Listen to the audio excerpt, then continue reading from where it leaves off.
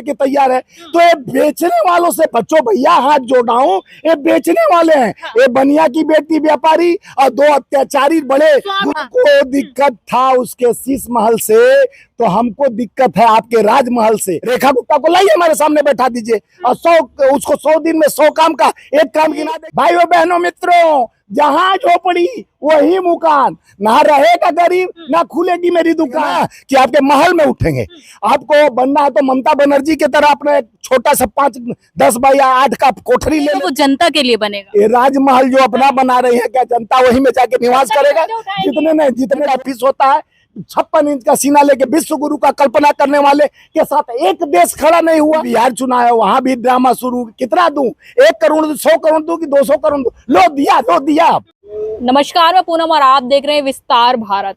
आपने देखा विधानसभा में जो एक मुद्दा लगातार उठता था, अरविंद केजरीवाल का शीश महल, और वही मुद्दा फिर से उठने लगा है। लेकिन मुख्यमंत्री अलग हैं और शीश महल की जगह अब माया महल। आपको बता दें कि रेखा गुप्ता के लिए 2 घर अलॉट किए गए हैं और एक घर में वो रहेंगी और एक घर में ऑफिस का काम होगा।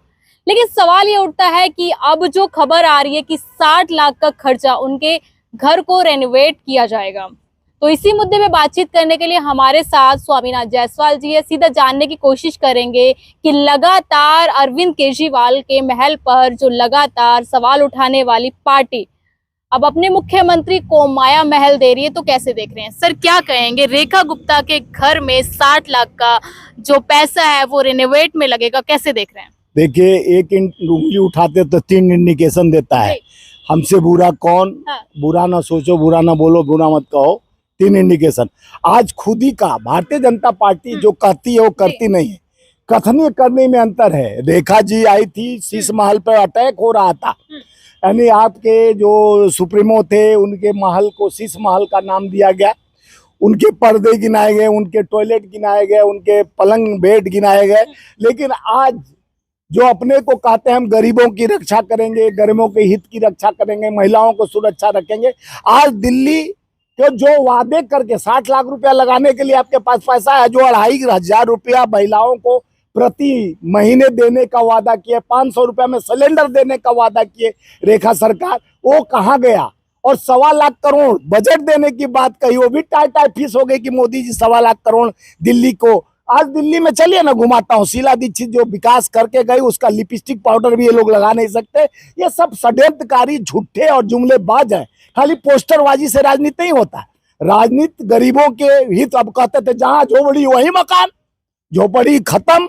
रात में रुकते थे ये लोग, जाके भाजपा वाले हम कहे कि रात में रुकते हैं गरीबों के पास, सुबह गरीब का झोपड़ियों खत्म कर देते हैं। वही बात सत्य हुई। रात में झोपड़ी में रुक के खाना खाए, सुबह तक झोपड़ी गायब। न रहेंगे गरीब, न देना पड़ेगा मकान। यही है इनका असली दुकान, यही है इनका असली सामान। स्वामी जी, अवैध अतिक्रमण कर रखा है। कांग्रेस के टाइम पे, आम आदमी टाइम पे तमाम रोहिंग्यों को बसाया था। ये रोहिंग्या नहीं गए हैं, साउथ के लोग, नॉर्थ के लोग, हिंदू, सारे हिंदू, इसमें मुसलमान कोई नहीं था। सारे हिंदू के घर उजाड़े गए हैं जो हिंदू के गारंटी देते हैं। अवैध पे तो कार्रवाई की जाएगी ना? अवैध की कार्रवाई नहीं, जो उनको घर आप बोले जहां झोपड़ी, तो वो इलेक्शन में क्यों कहते हो कि जहां झोपड़ी? भाइयों बहनों मित्रों, जहां झोपड़ी वही मुकान, ना रहेगा गरीब ना खुलेगी मेरी दुकान। भाइयों बहनों मित्रों, जहां झोपड़ी वही मुकान, ना रहेगा गरीब ना खुलेगी मेरी दुकान। यही है भारतीय जनता पार्टी की पहचान। ये आइडियोलॉजी है। इनके आइडियोलॉजी को समझो। इस तरह की बात करके लोगों को भ्रमाते हैं। हर प्रदेश में जाते हैं, नया नौटंकी लाते हैं। चाहे बिहार जाएं, अभी बिहार चुनाव है, वहां भी ड्रामा शुरू। कितना दूं? 1 करोड़ दूं, 100 करोड़ दूं कि 200 करोड़ दूं? लो दिया। और देने का बारी आ जाता है तो टाई फीस। ये इन लोग का झूठ और जुमलों के बादशाहियत है। रेखा भी उसमें एक बड़े कलाकार के रूप में उभरी है। कहीं जाती है तो दीवार का पोस्टर उखाड़ती है, कहीं कुछ करती है, ड्रामेबाजी। लेकिन बीजेपी सरकार ये कहती है कि गरीबों की सरकार है, गरीबों के लिए काम किया जाएगा। कितने गरीबों के लिए फैक्ट्री खुला आज तक? आपके पास डाटा है कि मैं बताऊं?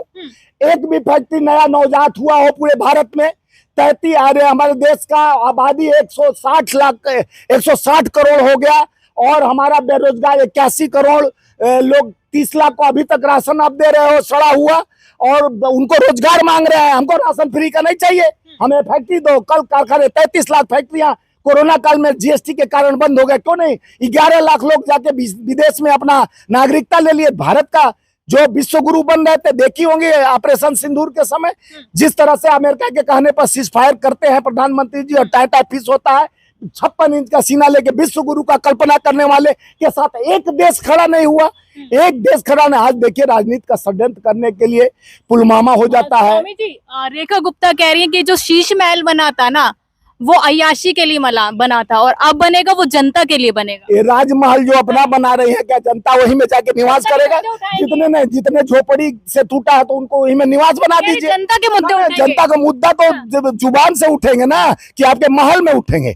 आपको बनना है तो ममता बनर्जी की तरह अपने छोटा सा 5-10 बाई 8 का कोठरी ले लेती, वहीं से आवाज तो मुंह से बोलना है कि महल में रह के आवाज क्या है? अगर वो 2 कमले, आपको दिक्कत था उसके शीश महल से, तो हमको दिक्कत है आपके राजमहल से। आप उसको कहती थी आपदा की सरकार, अब हमारे देश के और दिल्ली प्रदेश के लोग कहते हैं विपदा की सरकार है। जब से आई है तब से विपदा साथ लाई है। ये विपदों की भंडार और जुमलों की सरकार, ये भाजपा का विकास हुआ है। स्वामी जी 100 दिन में विकास हुआ है। एक विकास बताइए आप दिल्ली की। रेखा गुप्ता लगातार रेखा गुप्ता अपने मियां मिट्टू बनने से क्या फायदा? रेखा गुप्ता को लाइए हमारे सामने बैठा दीजिए, और 100 दिन में 100 काम का एक काम गिना देगी तो मैं चरणों में थूक से अपना जबान चाट लूंगा मैं।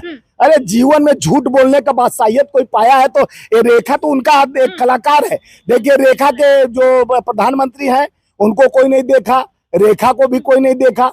ये सब जिस तरह से भावनाओं को लूटने वाले भंडारी हैं और देश पे कर रहे हैं अत्याचार, इनका यही है व्यापार। ये जुमलों की। स्वामी जी रेखा गुप्ता लगातार ये कहती कि मैंने रसोई चलाई है, मैं बनिए की बेटी हूँ, हिसाब जानती हूँ।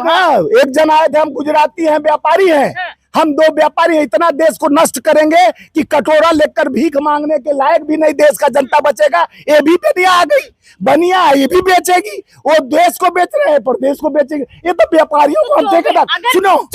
सुनो, हमको गरीब को सत्ता में बैठाना है, एक नीचे के आदमी को सत्ता में बैठाना, जो पीड़ा जानेगा तो दूसरे का पीड़ा जानेगा। ये व्यापारियों को बैठाकर हमारे देश के लोग बेवकूफ है कि व्यापारियों को बैठा दिया, एक देश बेच रहा, एक प्रदेश के बनिया आके बेचने के तैयार है। तो ये बेचने वालों से बच्चों भैया हाथ जोड़ाऊं, ये बेचने वाले हैं। ये बनिया की बेटी व्यापारी और 2 अत्याचारी बड़े गुजरात। अगर 24 एसी लग जाएंगी मुख्यमंत्री के घर में तो दिक्कत क्या है आपको?